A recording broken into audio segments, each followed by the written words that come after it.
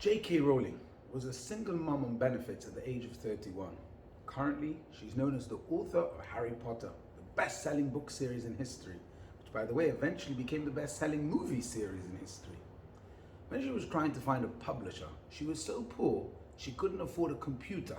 She couldn't even afford photocopying the 90,000-word novel that she wrote, and she manually typed out each version to send to the publishers. It was rejected dozens of times until finally a small London publisher gave it a second chance after the CEO's 8-year-old daughter fell in love with it.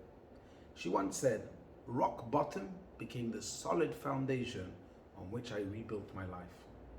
In this week's Parashat, we read how Yaakov Avinu found himself alone for the first time in his life.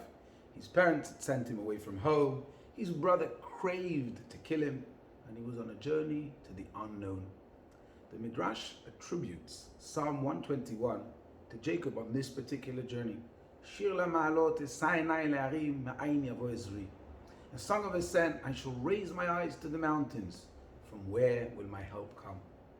The Midrash explains the words, I shall raise my eyes to the mountains, to mean also, I shall raise my eyes to my parents. Because the Hebrew word for mountains, harim, is the same letters as horim, parents in Hebrew.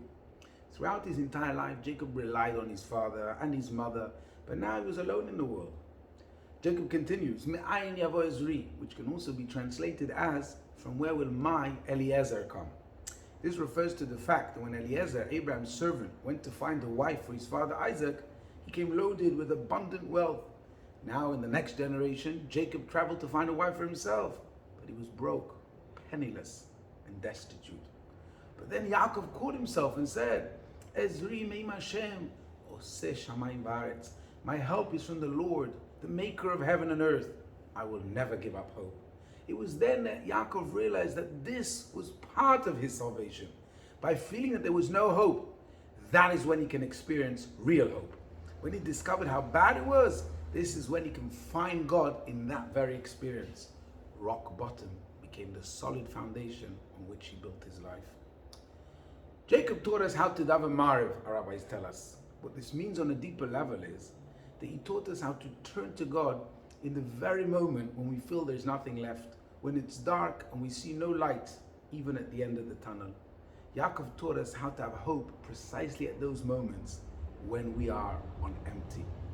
And this message applies to us collectively too.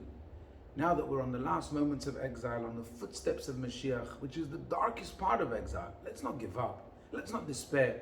We can do it. Hashem is right here with us. Shabbat Shalom.